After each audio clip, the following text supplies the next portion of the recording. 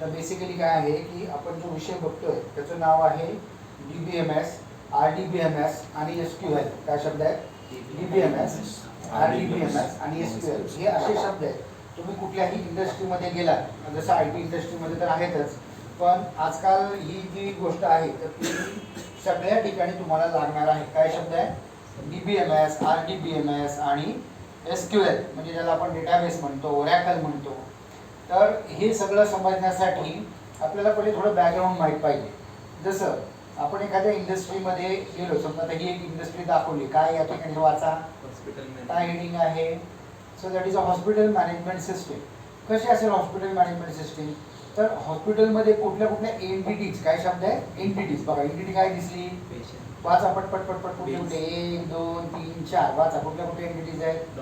सगळ्यांनी बोलायचं आहे. हा, patient, doctor, appointment, department, bills. मग याला म्हणायचं काय? चौकोन रेक्टँगल दिसला त्याला म्हणायचं एंटिटी. म्हणा, काय शब्द आहे? एंटिटी. एंटिटी. एंटिटी म्हणजे काय आता की असा महत्वाचा भाग त्या पूर्ण डिपार्टमेंटमध्ये की ज्याला काही ॲट्रिब्यूट्स आहेत. काय काय ॲट्रिब्यूट्स आहेत सांगा? हे गुणधर्म आहेत त्याचे. जसं पेशंटला काय काय पाहिजे?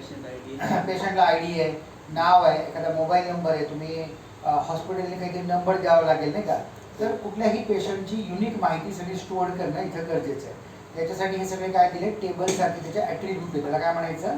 ॲट्रिब्यूट. ही झाली एंटिटी. दुसरी एंटिटी कुठली आहे? अपॉइंटमेंट. ही कुठली एंटिटी आहे? डिपार्टमेंट. ही कुठली एंटिटी आहे? डॉक्टर. ही कुठली एंटिटी आहे? बिल. बिलमध्ये आणि अपॉइंटमेंटमध्ये किंवा डॉक्टरमध्ये. आता डॉक्टर कोणाला चेक करतोय? पेशंटला, बरोबर आहे. तर त्याच्या अकॉर्डिंग त्याची अपॉइंटमेंट असेल आणि त्याचं बिल असेल. आणि इकडे काय दिलं आहे? डिपार्टमेंट. समजा एखाद्या कुठल्या डिपार्टमेंटला तो ॲडमिट वगैरे असेल तर डॉक्टरचे पण काय काय दिले? हे गुणधर्म दिले 1 2 3. तर यांना काय म्हणायचं? Basically attributes. म्हणा, काय म्हणायचं? त्याला म्हणायचं एंटिटी. काय शब्द आहे? Entity. Entity, entity, entity, entity. Attributes म्हणजे काय? त्याचे गुणधर्म. तर हे सगळं असं का सांगतोय? तर इथे एक शब्द येतोय बघा, 1 to many किंवा 1 to n. दिसतोय शब्द 1 to n, 1 to 1. तर हे काय असेल? याला म्हणायचं रिलेशनशिप बिटवीन टू एंटिटीज. काय शब्द आहे? Relationship between two entities. तर ही एक एंटिटी आणि ही एक एंटिटी, या दोघांमध्ये कसं रिलेशन आहे? तर 1 to 1 आहे का 1 to many आहे? कसं लक्षात घ्यायचं? 1 to 1. बघा, डॉक्टर आणि एक अपॉइंटमेंट दिसते. तर मग आता या डॉक्टरकडे एकच माणूस येणार आहे का बरेच माणसं येणार आहेत अपॉइंटमेंट घ्यायला? बरेच पेशंट येणार आहेत. तर एन म्हणजे जास्त पेशंट असतील त्याला एन म्हणायचं. हा एक डॉक्टर बरेच पेशंट काय करतो? चेक करतो, बरोबर आहे. हा इथं एक पेशंट काय करतोय? इथं काय केलं त्यांनी? म्हणजे ह्या अपॉइंटमेंट्स अशा, म्हणजे एक अपॉइंटमेंट म्हणजे इथं अपॉइंटमेंट ह्या एकाच पेशंटची असते का मल्टिपल पेशंटची असते? मल्टिपल पेशंट अपॉइंटमेंट घेऊ शकतात. पण एक पेशंट काय करणार आहे? एकच इकडने घेणार आहे. म्हणून इथं 1 to, इथं 1 दिलंय आणि इकडं 1 to n. नंतर इथं काय दिलं? पुन्हा बिल. बिल काय दिलंय? म्हणजे अपॉइंटमेंट, बरोबर. इथं 1 आणि या ठिकाणी काय दिलं? बिल. तर हे 1 to 1, 1 to many किंवा many to many कसं लक्षात ठेवायचं? एक समजा क्लासरूम आहे. एका क्लासरूममध्ये एक जो शिकवायचा व्हाईट बोर्ड आहे तो एक पाहिजे का मल्टिपल पाहिजे? एकच. तर काय शब्द आहे? 1 classroom, 1 classroom, 1 classroom. White board किती? 1 classroom, 1 white board. 1 classroom chair एक पाहिजे का मल्टिपल पाहिजे? Multiple chair. त्याला काय म्हणायचं मग? 1 classroom, multiple chair. 1 to n. पण आता n to n कधी होईल? एक स्टुडंट बऱ्याच शिक्षकांना शिकत असेल तर काय म्हणायचं? 1 to n. किंवा एक शिक्षक बऱ्याच स्टुडंटला शिकवतोय, पुन्हा तिकडनं 1 to n झालं. तर याला काय म्हणायचं? Many to many. काय शब्द आहे? मग 3 रिलेशनशिप झाले आपल्या. कुठल्या कुठल्या? 1 to 1, नंतर 1 to many किंवा many to 1 आणि many to many. आता एक्झाम्पल काय सांगितलं?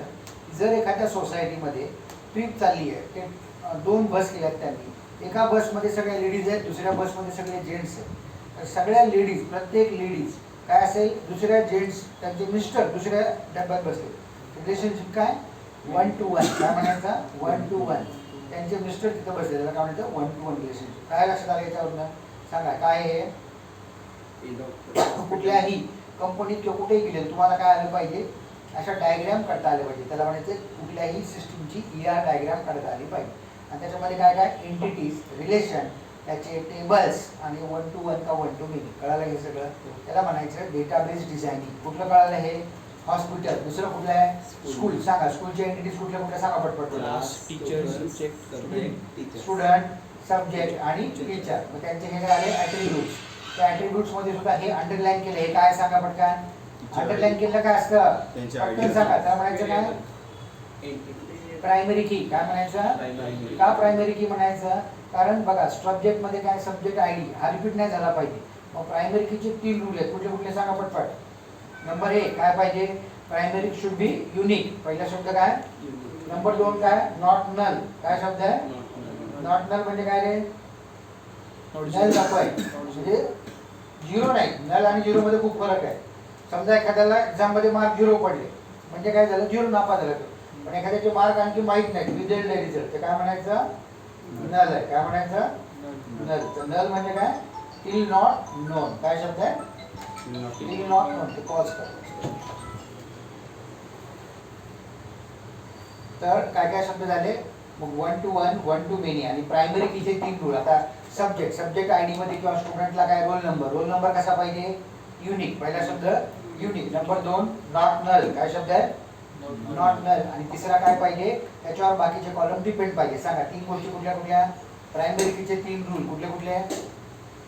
पहिला नॉट नल. नंबर 2 युनिक पाहिजे. जसं वर्गामध्ये रोल नंबर कसा पाहिजे? तुझा रोल नंबर 13, त्याचा पण रोल नंबर 13 चालेल का? याला काय म्हणायचं? युनिकनेस झाला. नंबर 3 काय शब्द आहे? याच्यावर बाकीचे कॉलम डिपेंड पाहिजे. तर हे 3 झाले गुणधर्म. कुठले? या प्रायमरी कीचे. याला म्हणायचं ॲट्रिब्यूट. काय शब्द आहे? ॲट्रिब्यूट म्हणजे हा स्टुडंट नावाचा टेबल झाला.